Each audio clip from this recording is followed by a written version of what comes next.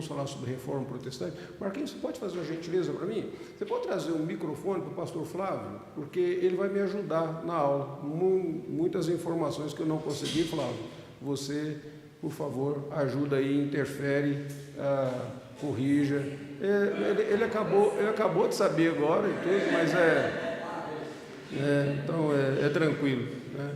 Porque essa é a área dele, o camarada já está totalmente informado a esse respeito. Então, naquilo que você... tudo. Não, ele é bem pago para isso, né? Som. Tá sendo muito bem pago para fazer esse negócio, pode reclamar, não? Então, aí, ok. Vamos orar e vamos começar. Eu queria hoje repassar com vocês um pouquinho sobre a reforma protestante, focalizando principalmente em um aspecto bem importante, que é a razão pela qual, de fato, nós tivemos que ter essa reforma protestante. Muitas pessoas, hoje nós estamos vivendo no Brasil e no mundo, de maneira geral, um reencanto com o catolicismo romano. E parte disso é muito assim de uma apresentação midiática do catolicismo. Parte disso, eu diria, é uma fraqueza das igrejas protestantes. E nós vamos tentar mostrar onde é que o catolicismo é forte, onde o romanismo é forte, né? E onde continua tendo aquilo que a gente chama de os erros do romanismo. Então, muitas pessoas, às vezes, membros de igreja, crentes na igreja, jovens, têm procurado ler e tal, e eles dizem, olha, nós achamos que, de fato, faz mais sentido a igreja católica ir para o catolicismo, e aí eles acabam fazendo esse retorno. Esse é um movimento antigo, já deve, nos Estados Unidos é um movimento antigo, já deve ter aí mais ou menos uns 30 anos. Tem um livro muito interessante escrito sobre isso, chamado, aquela expressão inglesa, né? Home Sweet Home. Então é Rome Sweet Home. Roma, o doce lar. Então, falando de como que algumas pessoas estão fazendo esse caminho inverso, de como alguns protestantes têm feito esse caminho inverso. E agora, mais recentemente, eu diria de uns 5 anos para cá, mais ou menos, nós temos visto assim esse retorno de alguns protestantes para a igreja romana. Eu tive Flávio, um colega de Flávio, da turma de Flávio, do doutorado em ministério, aluno meu, fez esse retorno, mas a gente tem que muitas vezes discernir assim entre motivos diurnos e motivos noturnos, né, Flávio? Assim, qual que é o motivo que o cara fala que foi e quais são os outros motivos que você olha e diz assim, isso aqui tem segundas intenções, você ter feito essa caminhada. Em Teresina, nós tínhamos um professor de Novo Testamento ali, que durante esse período da pandemia começou a estudar com um padre da região, da cidade local, e ele abandonou a fé cristã, a fé protestante, e voltou para o catolicismo romano. Abandonou o pastorado, abandonou tudo e tal, e voltou para o catolicismo romano nesse sentido.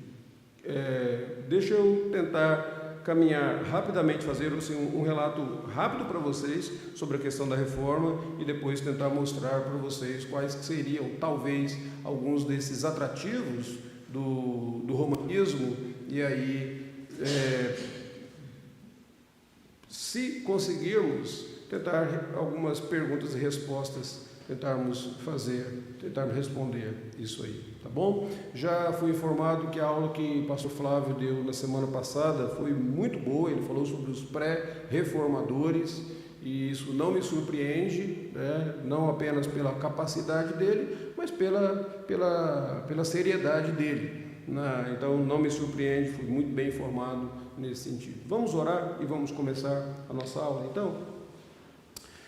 Senhor bendito, nós pedimos que o Senhor vivifique o nosso coração, que o Senhor use o tempo que nós temos aqui para aprendermos mais de Ti e sermos capacitados, não apenas para que isso alivie dúvidas que poderíamos ter, mas também que nos capacite a ajudar outras pessoas. Nós suplicamos assim no nome de Cristo, o nosso Senhor e o nosso Salvador. Amém, Senhor. Aqui o pastor Flávio já falou isso para vocês no domingo passado. Ali você tem as principais divisões do cristianismo, tá, ao longo dos anos.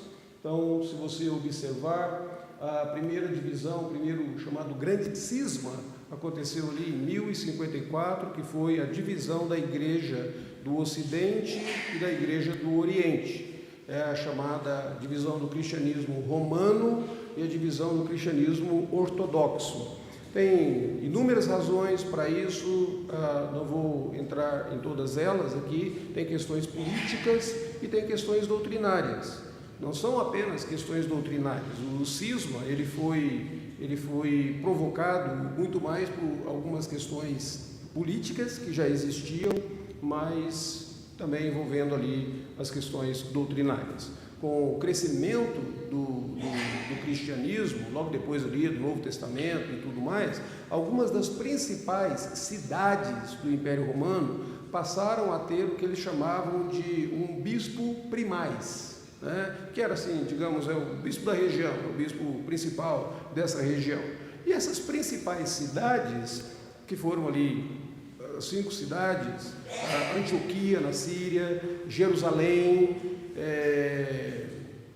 Constantinopla, Roma e no norte da África, Alexandria. Então essas 5 cidades passaram a ter os chamados bispos primais. Só que depois do ano 600, com o surgimento do islamismo, algumas dessas cidades ficaram sitiadas pelo islamismo e elas não tiveram a sua influência como deviam. Então, no mínimo 3 dessa aqui, Antioquia, Jerusalém e Alexandria, elas ficaram sitiadas pelo islamismo. Sobraram então 2, Constantinopla e Roma. Só que o bispo de Constantinopla e o bispo de Roma começaram a brigar, e um começou a lançar anátema contra o outro ali. Então aí você tem uma verdadeira disputa política nessa questão. E essa disputa política, para justificar muito dessa disputa política, eles foram dizendo, não, tem questão doutrinária daqui, tem questão doutrinária dali, eles foram aumentando, até que chegou um determinado momento que eles romperam. De Constantinopla para lá, passou a chamar a Igreja Ortodoxa, tá? E em Roma ficou o catolicismo romano, tá bom? Então, só para vocês entenderem aí aquela primeira divisão, primeira grande cisma. No Ocidente, a outra divisão que vai acontecer é em relação ao cristianismo protestante. Aí tem o cristianismo católico romano e o cristianismo protestante, que é aquela partezinha ali de verde, 1517, quando Martinho Lutero, que foi o reformador, depois de vários movimentos de pré-reforma, vários movimentos tentando reformar a igreja, e não conseguiam, tá? Eles eram constantemente abafados, mas depois daquela região por volta de 1517, por várias circunstâncias, inclusive circunstâncias políticas, porque começaram a surgir os chamados estados, né? E Martinho Lutero foi protegido por alguns desses reis e príncipes do estado. Então ele não foi morto como os outros, como Wycliffe e alguns outros. Então as ideias dele começaram a prosperar, e isso começou a disseminar, outras pessoas também começaram a abraçar aquelas mesmas ideias, e era sempre um retorno às Escrituras Sagradas. Lutero estava tentando voltar às Escrituras, Zwingli, um ex-padre também lá em Zurique, ele tenta voltar às Escrituras. João Calvino, que era um humanista e é convertido, ele faz um discurso, e logo depois, vocês vão poder ler, acho que no boletim da nossa igreja tem, na pastoral, eu falo um pouco sobre isso. E logo depois que ele faz o discurso dele é queimado e ele começa a ser perseguido. Ele tem que sair correndo de Paris numa cesta disfarçado de um agricultor, sai correndo e foge do país dele. E ele vai para Genebra, e lá em Genebra ele fica, e ali ele começa a implantar alguns princípios da reforma protestante. E depois essa reforma ela vai se alastrar ali. Então, veja bem, o que acontecia nesse período ali da reforma protestante? Os surgimentos desses estados nacionais, tá? Então, assim, a Inglaterra, né, era mais fácil, porque você está fora do continente, é uma grande ilha ali, a Grã-Bretanha. Então, naquela região, eles já estavam mais distanciados do continente, então foi mais fácil para eles simplesmente se organizarem como um verdadeiro Estado, o rei dominando ali e tal. Mas também depois Alemanha, França, começam a surgir assim algumas dessas regiões, que mais tarde vão se tornar países, mas eles começam a ser agora esses estados que são controlados por um soberano político. E isso vai ser importante, extremamente importante, porque quando, por exemplo, Lutero começa a ser perseguido, mas ele tem a proteção do príncipe, certo? Então ele tem a proteção política, e aí aqueles agentes de uma inquisição não conseguem tocar nele como eles fizeram com os outros, John Hus, Wycliffe e assim por diante. Tá bom? Então, só para a gente lembrar nesse sentido. Quais foram os fatores que contribuíram para essa reforma aí, rapidamente só? Bom, primeiro a questão do próprio declínio do papado. Já tinha tido lá o grande cisma, aquela divisão de 1050, certo? Várias pessoas começaram a dizer que o papado estava corrompido, havia questão... E aí, gente, não são apenas historiadores protestantes, não. Vocês podem estudar historiadores seculares. Teve, eu acho que uma série sobre o Papa no período medieval, e aí vocês vão observar muitas questões político-eclesiásticas, cargos sendo vendidos e assim por diante. Então, toda aquela chamada corrupção do papado, pessoas que eram nomeadas, mas não tinham assim um verdadeiro comprometimento com as escrituras sagradas, mantinham apenas a tradição e assim por diante. Então você tem esse declínio do papado ali. Por que isso é importante? Isso é importante porque na Igreja Católica Romana, até hoje, deixa eu só colocar isso aqui, porque isso aqui vai ser uma coisa muito importante. Para nós, qual que é a nossa fonte de autoridade?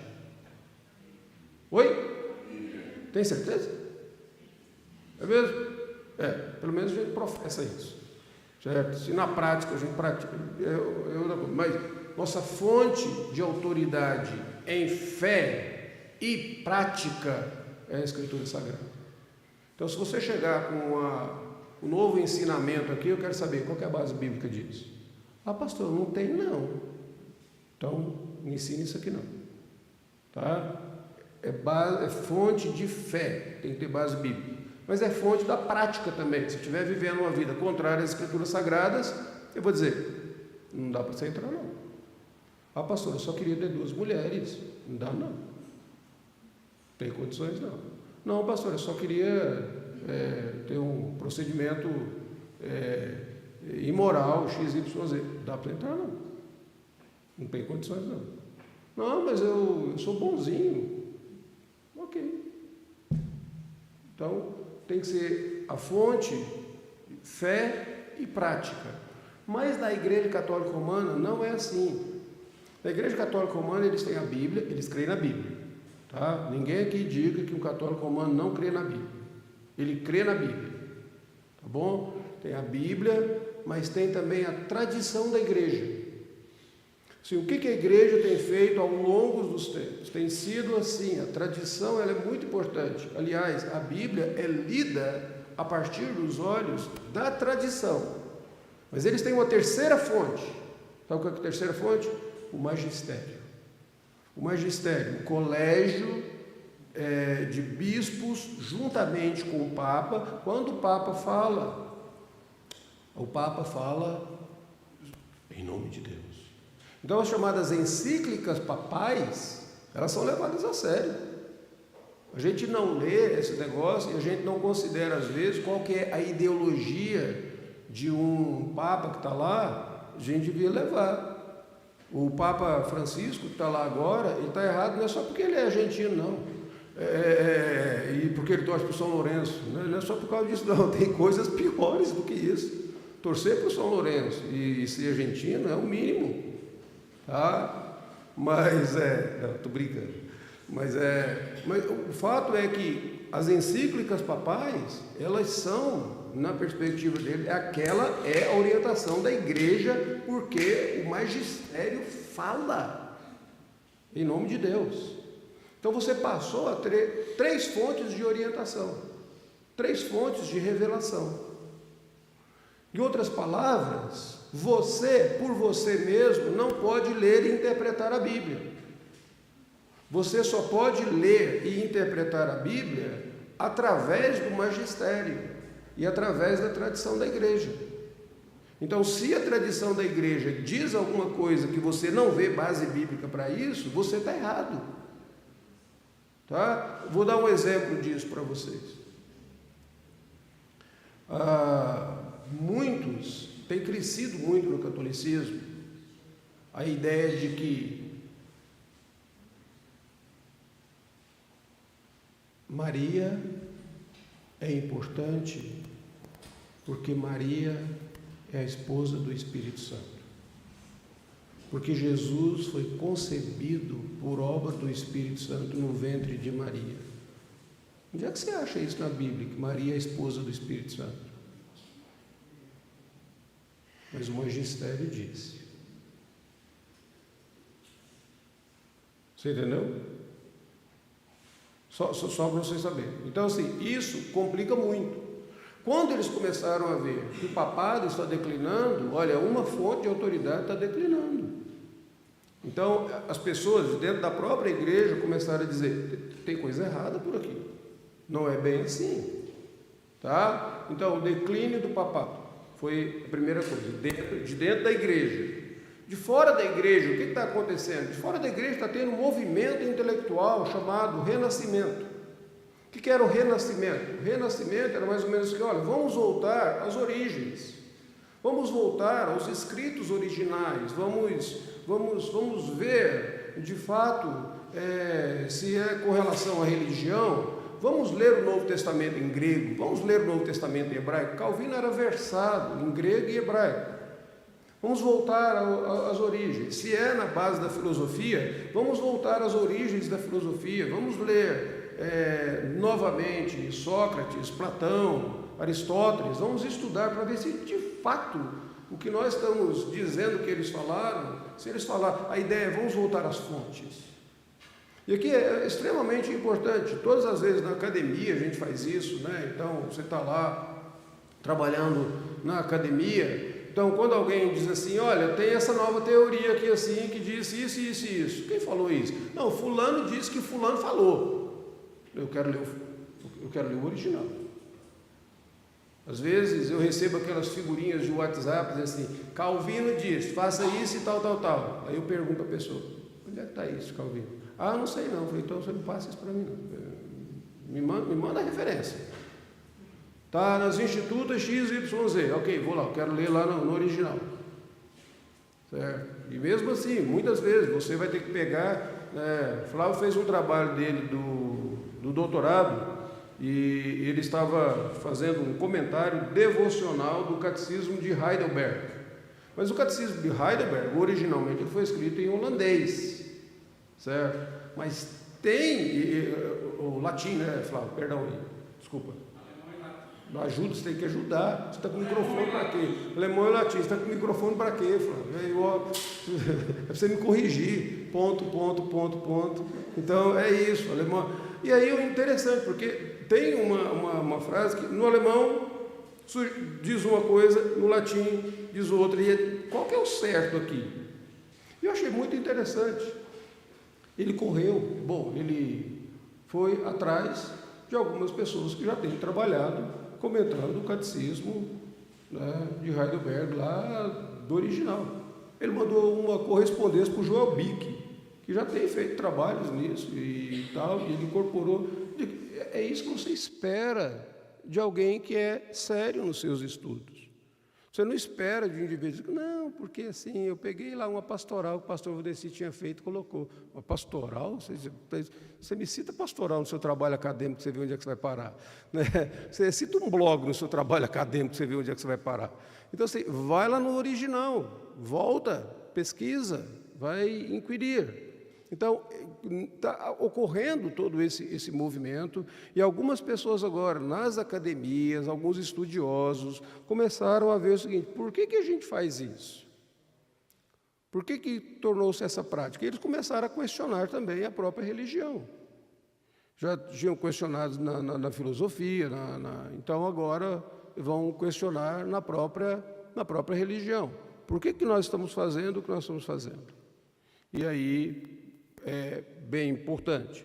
Por outro lado, você tem aí, ao longo de todos os anos, ao longo de anos, você vai ter essas tentativas de reforma na igreja.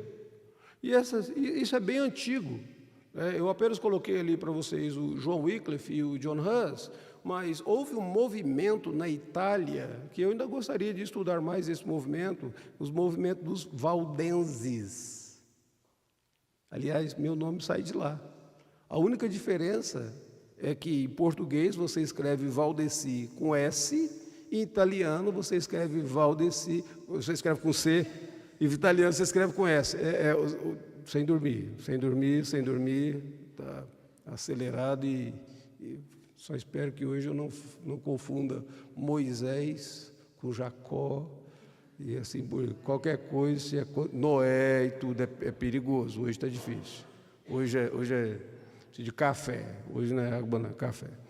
Então, assim, existiram vários movimentos tentando, de fato, reformar a igreja. Lutero não foi um camarada assim que começou e disse assim, ok, está ali. Existiram esses chamados movimentos devocionais, de pessoas que buscavam meramente uma comunhão com Deus. Eles se cansaram tanto daquilo que a igreja dizia para eles fazerem, tanto da religiosidade, que eles começaram a buscar comunhão mais íntima com Deus, tornarem cada vez mais próximos do ensinamento de Jesus Cristo. Um deles que vocês vão ver aí é Francisco de Assis, o chamado São Francisco. Se você ler a história de Francisco de Assis, eu creio que Francisco de Assis, de fato, ele era crente.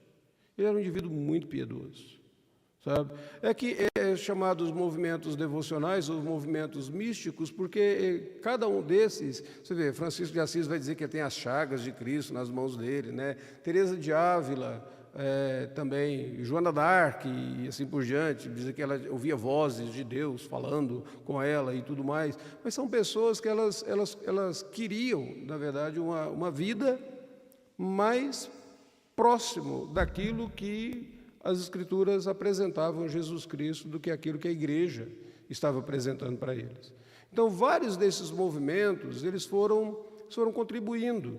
E eles começaram a questionar algumas coisas que a igreja romana estava fazendo ao longo dos tempos. Quais dessas coisas? Isso aqui é uma maneira bem simplista, utilizado por um ex-professor do Seminário Teológico de Campinas. Você chegou a estudar com Adi Salum, Flávio?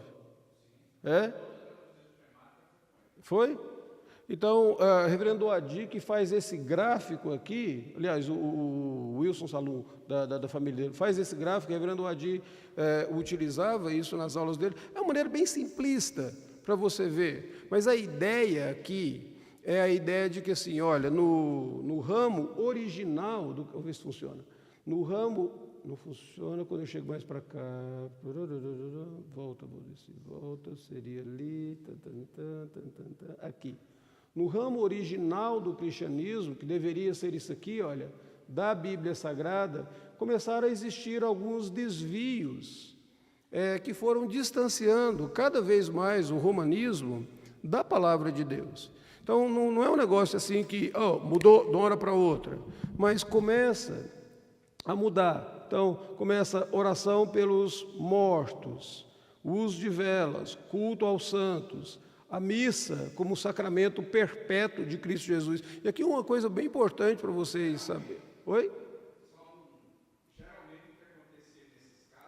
Está pedindo para você falar no microfone. O diácono ali, rapaz, meu diácono é 10. Tá. Geralmente, quando acontecia essas mudanças, aí são as datas quando os concílios aprovaram. O erro já vinha acontecendo dentro da igreja, já em um lugar, em alguma região, tipo por influência do paganismo, por influência da filosofia, por influência de outra religião. Aí chegava um momento que a igreja parecia que precisava validar aquela prática, aí virava doutrina. Certo, então, exato. O erro vinha, ao invés da igreja se reunir e corrigir o erro, acabava confirmando o erro, né? E aqui é muito importante vocês lembrarem disso. Por exemplo, quando Constantino, o imperador Constantino, se declarou, né, cristão, é interessante que você não tem assim uma cerimônia de arrependimento de Constantino, do batismo e tudo, né, e tal. Ele apenas se declarou cristão. Mas quando ele se declarou cristão, o cristianismo que antes era perseguido, ele começou a se tornar tão atrativo, porque qualquer pessoa que queria agora um cargo político no governo desse grande imperador Constantino, ela se dizia cristão também, certo? Então, puxa vida, garantia de emprego, vou trabalhar agora com o imperador, eu me declaro cristão. Então, o que aconteceu? Muitas pessoas entraram para a igreja sem de fato uma verdadeira conversão, sem de fato uma instrução e um conhecimento da Escritura Sagrada. Então, muitos que estavam na igreja, até mesmo na liderança, eles não tinham conhecimento bíblico. Então, eles começavam a introduzir práticas e coisas que comprometiam a fé cristã. E isso foi ao longo dos anos, certo? E eles foram sempre deixando e deixando e deixando. Então, o que aconteceu? Com isso, eles foram se desviando das Escrituras Sagradas. E é isso que o pastor Flávio colocou. E ali uma coisa bem interessante, por exemplo, naquela questão ali da missa, isso até hoje é assim, isso não mudou. Sabe o que significa missa? Sacrifício. A ideia da missa é que todas as vezes que a missa é realizada, você está realizando o sacrifício de Cristo novamente. Poxa, mas se Hebreus diz que a morte de Cristo Jesus foi de uma vez por todas, como é que eu vou agora celebrar e de alguma maneira sacrificar continuamente? Entendeu? E assim, qual que é o centro do culto na Igreja Católica? É o sacrifício. E aí o protestantismo vai chegar depois e vai dizer, não é bem assim não. O centro do culto tem que ser a proclamação da palavra, a proclamação do Evangelho, o anúncio do Cristo vivo, e não apenas esta celebração do Cristo morto, né? Então assim, aí você começa a ver, e tudo isso chega a um determinado ponto que a coisa de fato explode. É quando a gente fala sobre a reforma protestante, normalmente a gente fala assim, as indulgências, e aí Lutero se levantou contra as indulgências daqueles que vendiam o perdão. Não foi apenas aquilo. Teve mais coisas aí por detrás. Então, esse gráfico, eu diria, ainda que ele seja uma apresentação simplista, mas ele nos dá uma ideia, de fato, do que estava ocorrendo, né? Oi, Flávio?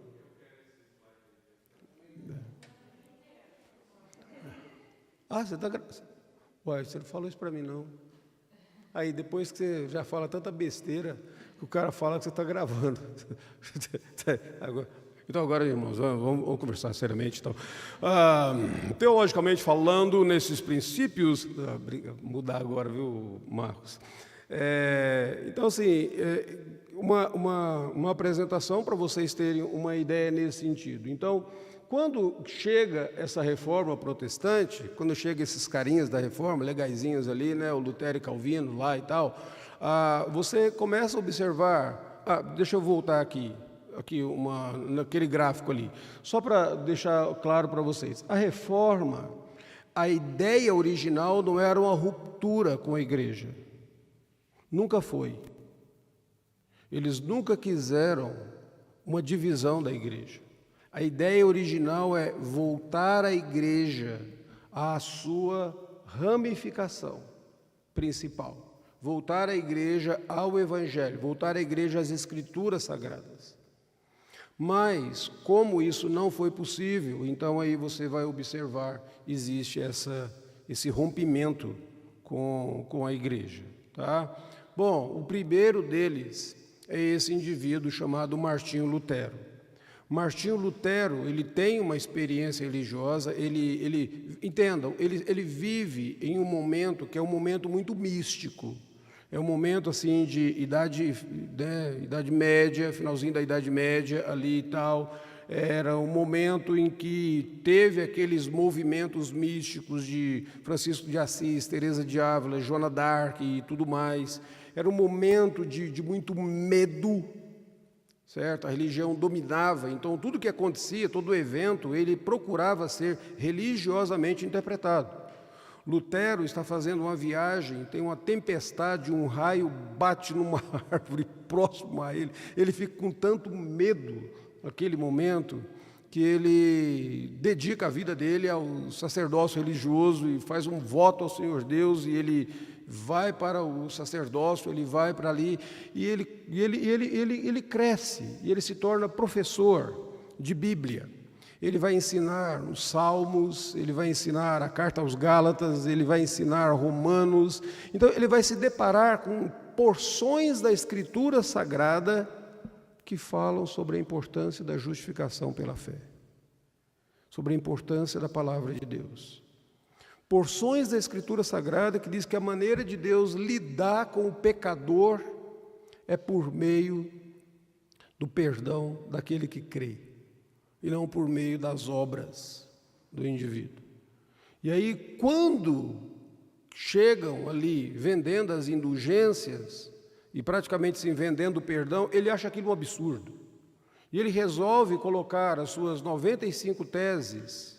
Nós tínhamos até essas teses lá embaixo, acho que já tiraram do quadro.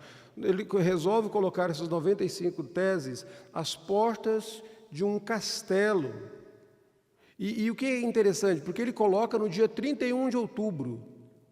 E é extremamente significante que tenha sido no dia 31 de outubro, porque no dia 2 de novembro é dia de finados.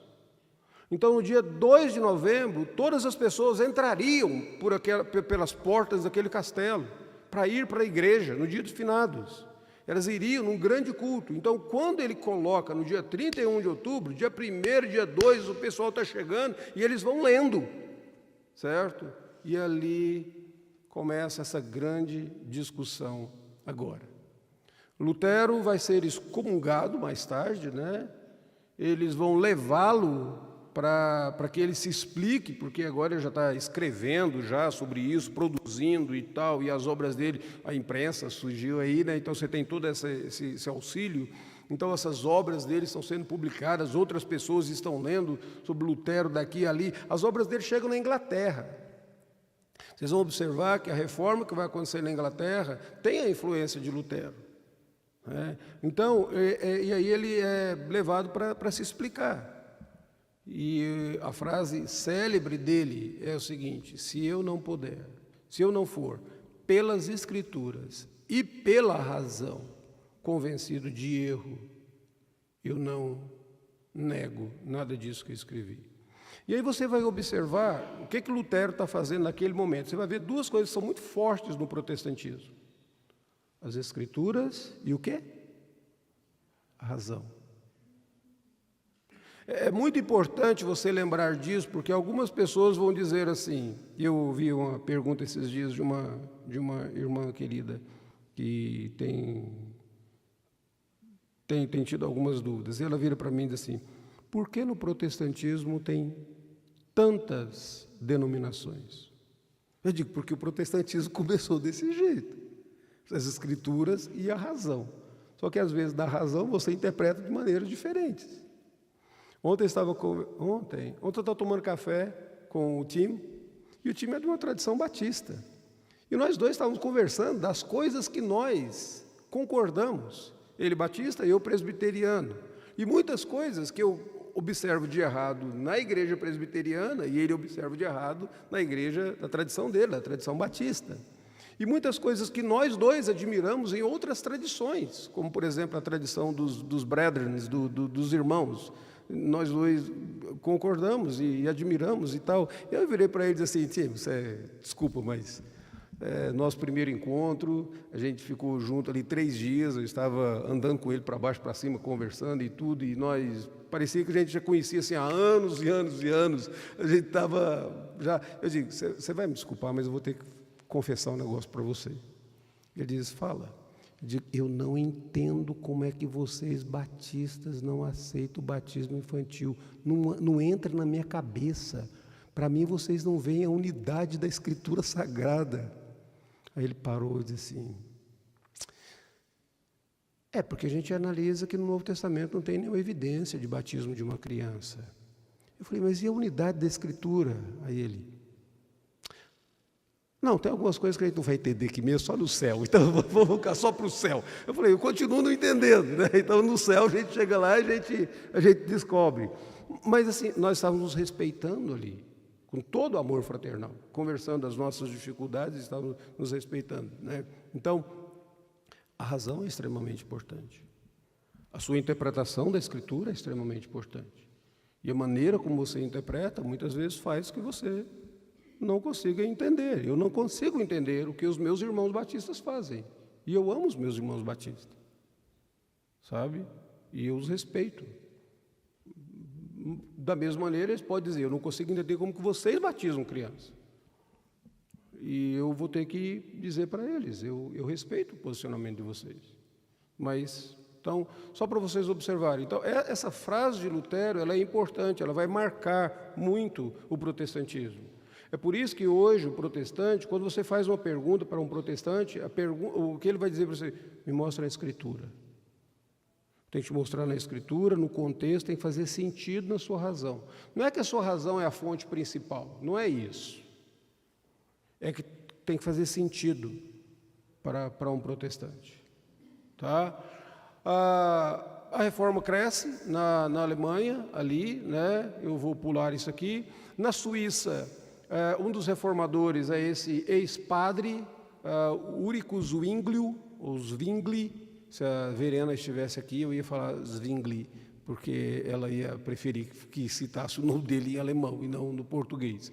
Nós fomos lá, a Verena nos levou na igreja do Zwingli, uma experiência bem agradável. Há uma estátua de Zwingli que hoje na Suíça é totalmente esquecida. Só os pombos se lembram da estátua, porque eles fazem uma sujeira miserável naquela estátua lá o tempo todo. Verena não sabia onde era a estátua do Zwingli, e aí nós estávamos andando, e aí nós descobrimos. E ela diz, olha que coisa boa a vida de vocês aqui, me fez descobrir a estátua. A igreja dele é tão interessante, porque uma porta da igreja é toda carved, esculpida, com a mensagem do Evangelho, do nascimento de Cristo até a ressurreição de Cristo. A porta do outro lado, são 2 lados, ela é esculpida toda a história dos protestantes. E é bem interessante nesse sentido. Zwingli era esse padre, ele começou expondo Marcos, e na exposição que ele fez de Marcos, exposição sequencial, olha que coisa interessante, né? Exposição sequencial, ele chega a essa conversão, e aí o que acontece? Como ele estava pregando a Escritura Sagrada, e muitos outros da Igreja Católica começaram a questionar, então os líderes da cidade de Zurique decidiram que haveria um debate. E quem ganhasse aquele debate, a igreja seria ou católica ou protestante. E o Zwingli ganhou. E aí teve uma grande luta armada, inclusive, dos católicos para conquistarem Zurique de novo. E Zwingli, ele não podia lutar, mas ele foi o capelão do exército. Ele achava que ele era o pastor daqueles soldados. Ele foi ferido em uma batalha, ele morreu bem cedo, né, ali. E é engraçado, se vocês conversarem com Verena, ela vai dizer que quando ela era pequena, ela ia para a escola e no frio, na neve, as crianças católicas ficavam escondidas atrás do muro para jogar neve neles, para zombar dos protestantes, e assim por diante. Então, assim, ela diz, olha, para nós foi difícil crescermos como protestantes também. Não era um negócio tão fácil, né? Tipozinho de perseguição de criança. Eu te jogo neve. Hoje é brincadeira, as crianças brincam de jogar neve uma na outra, mas...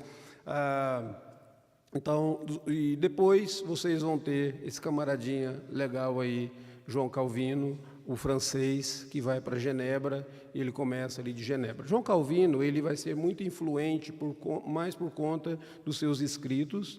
Ele vai escrever as Institutas da religião cristã, que era uma apresentação. Enquanto todos estavam dizendo, os protestantes são hereges, vamos... Calvino, ele escreve, então, dizendo, deixa eu escrever para vocês o que os protestantes creem. E ele pegou aquelas institutos, ele dedicou aquilo ao rei da França, na esperança de que o rei da França lesse esses institutos e se convertesse. As institutas se tornaram muito populares, e por causa da popularidade, Calvino foi ameaçado para ficar em Genebra. Ele estava passando por Genebra e ele iria para Estrasburgo, ele queria estudar mais, ele queria conhecer mais. E Guilherme Farel estava em Genebra, e Guilherme Farel vira para ele e diz assim, Deus vai amaldiçoar todos os seus estudos, se você não ficar aqui e não nos ajudar nesse período da reforma, né? Então ele fica lá, eu costumo dizer que Calvino tinha esse lado místico também, e ele acaba ficando ali. Depois de 2 anos que eles estão na igreja, eles 2 são expulsos, finalmente ele vai para Estrasburgo, ele fica em Estrasburgo 2 anos, ele aprende muito sobre o pastorado em Estrasburgo com Martin Bucer, que era foi, para mim, é um dos modelos de pastoreio da Reforma. Eu gosto muito dos escritos dele. Tem um livro de aconselhamento escrito por Martin Bucer. É um negócio assim, bem interessante, e eu me deleito com essas coisas. Calvino aprendeu muito dali. Depois de 2 anos, a liderança da igreja de Genebra manda chamar Calvino, e aí tem uma partezinha bem interessante da história. Quando ele saiu, ele estava expondo as escrituras sagradas sequencialmente, e ele parou numa parte, ele foi expulso.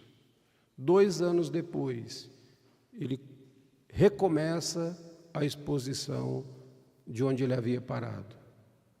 A ideia dele, ele comunica isso, dizendo que ele queria queria deixar bem claro que ele havia perdoado, então não havia rancor. Ele havia se esquecido do período que eles haviam expulsado ele ali. E aí ele volta, ele fica em Genebra, e aí em Genebra ele começa uma escola de teologia, ele começa hospital ali, e esse hospital era para muitos protestantes que eram machucados nessas batalhas que tinham, então ele acolhia essas pessoas. Existiam muitas viúvas de pregadores, que os pregadores eram mortos, então essas viúvas não tinham assistência, ele arrumou uma junta diaconal para cuidar dessas viúvas ali em Genebra. E um dos indivíduos que foi estudar com Calvino em Genebra foi um ex-padre que havia passado alguns meses como prisioneiro numa galé. Sabe aqueles navios que você vai... Então, ele passou, se não me falha a memória, 17 meses numa galé remando, que foi um escocês chamado John Knox. John Knox, ele vai estudar lá em Genebra com Calvino, ele aprende da teologia, depois ele volta para a Escócia. E aquilo que ele viu em Genebra, ele tenta recomeçar na Escócia. E aí John Knox dá início a uma religião chamada presbiterianismo. Tá? Então, assim, a igreja presbiteriana, ela vem lá dessas raízes ali, bem antigas. Bom, na Inglaterra a reforma aconteceu de outra maneira, teve um aspecto político lá, o Henrique VIII, ele queria que o Papa validasse um divórcio dele, o Papa não validou, ele resolveu simplesmente abandonar a Igreja Católica e criar uma igreja da própria Inglaterra para validar o divórcio dele. O problema é que as pessoas que ele colocou como cabeças da igreja da Inglaterra já estavam lendo Martinho Lutero. E aí elas começam uma igreja bem mais bíblica. Foi um tiro no pé que ele deu, certo? Ali, e depois vai desenvolvendo ali a reforma protestante, assim por diante.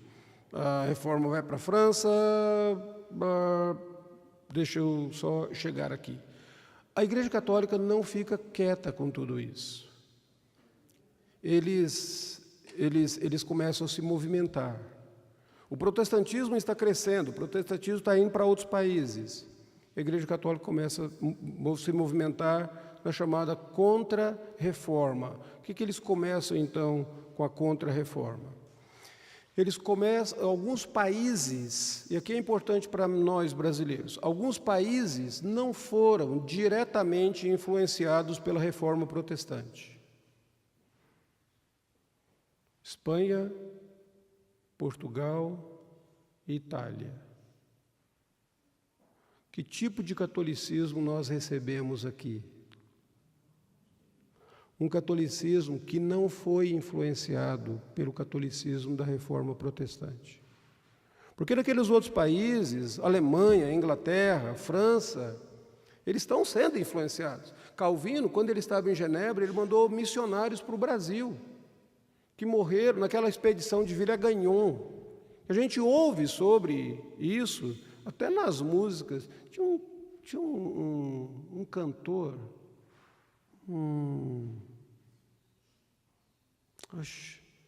você deve lembrar dele, é da sua época, eu me esqueci o nome do cara. Tem duas músicas que eu me lembro dele, tem essa do Villagagnon e tinha um outro que falava alguma coisa de Odilon, são dois amigos que vão para o Maracanã todos os dias. A letra da música é mais ou menos assim, você deve lembrar dele, da antigo. Ele está escrevendo uma música sobre isso. Esses 4 indivíduos, eles foram mortos aqui. Mas antes deles serem mortos, eles tiveram que escrever uma confissão de fé, para provar que eles não eram hereges. E temos uma confissão de fé brasileira, chamada Confissão da Guanabara. Se vocês depois forem na internet, procurem lá, Confissão de Fé da Guanabara, que é uma confissão de fé, por uma perspectiva calvinista, escrito pelos calvinistas ali. Desses indivíduos, o Villagagnon quis manter um que era alfaiate, porque aparentemente ele gostava de vestir bonito, então ele não podia matar o alfaiate, né, e tal. Mas um deles fugiu e escreveu um livro, Viagens a Terras Brasílias. Esse livro está em português, está traduzido em português, é conhecido como um dos primeiros livros de antropologia cultural do mundo. Legal, aqueles 4 deixaram frutos. Certo? Então, é importante você lembrar disso. Então, teve esse aspecto, eles fortaleceram o misticismo espanhol, protegendo a Espanha, Portugal e Itália desse movimento. Então, eles se fortaleceram ali. Eles criaram a Sociedade de Jesus, os jesuítas. E a ideia dos jesuítas é que os jesuítas fossem treinados para serem excelentes pregadores, para combater os pregadores protestantes. E era militar isso. Companhia de Jesus. Então, se vocês observarem, por exemplo, quem é que vem para o Brasil, que se torna um jesuíta famoso? Anchieta, José de Anchieta. A revista Veja fez uma matéria, na época eu estava no seminário, se me falha a memória, 1984, eu sou antigo. A revista Veja tem uma matéria que falava sobre os crimes do padre Anchieta. Vocês devem, eu acho que dá para o Flávio, que gosta de fazer essas pesquisas assim, de cheiro de mofo, coisa antiga, deve recobrar um artigo como esse, os crimes do padre Anchieta. Foi a revista Veja que fez, porque teve uma época que eles estavam considerando a canonização do Anchieta, e a própria Veja levantou vários crimes que ele cometeu, várias pessoas que foram mortas por essa questão. Tá? O Concílio de Trento, ali, então, o Concílio de Trento ele vai colocar vários, tentar reinterpretar e às vezes afirmar vários dogmas, tentando combater o protestantismo. E aí vale a pena você ler o Concílio de Trento, porque é isso que vale hoje ainda na Igreja Católica, tá? É importante você ler, porque às vezes as pessoas dizem assim, não, mas eles creem na justificação pela fé.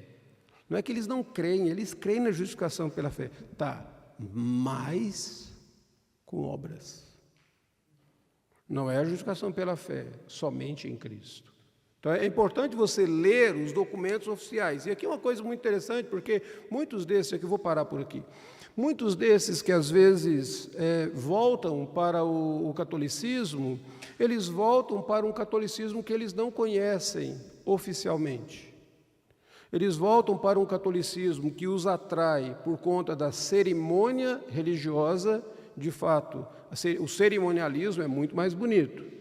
Se você pensar, você chega numa igreja romana, é um silêncio. Não tem esse negócio, celular tocando, menino chorando, o pessoal conversando, parecendo que está na feira. Você não vê esse negócio lá. Oi? Você não foi numa missa. Mas você foi em uma missa? Na missa? Não, porque às vezes você tem. Pois é.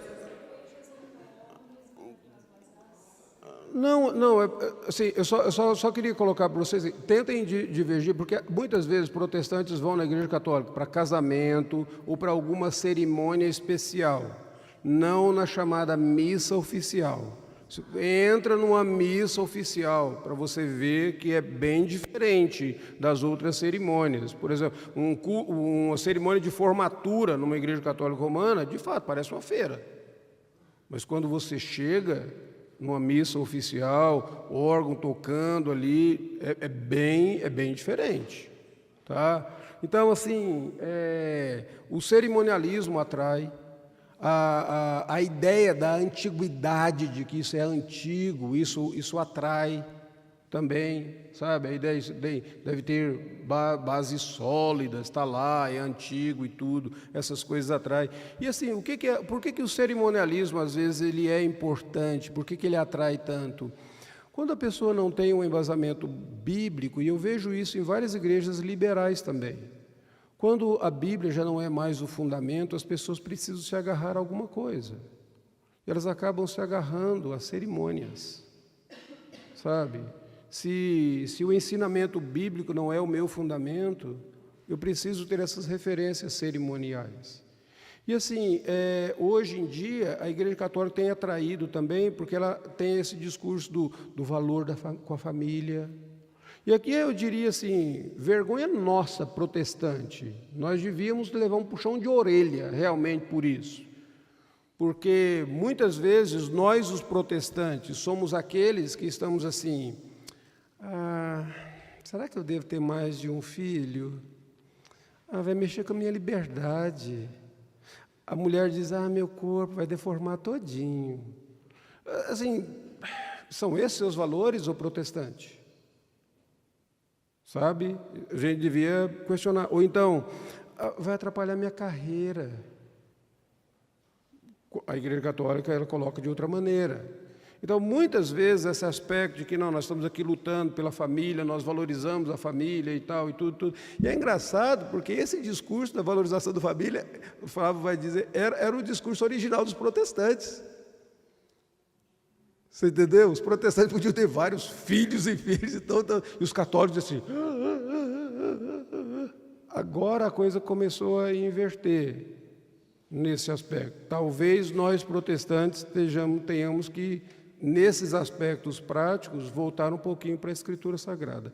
Flávio, você quer falar mais alguma coisa? Eu esperava que você me interrompesse mais vezes. Você foi muito gentil. Você foi... Oi? Eu sei, 10:10. Oi.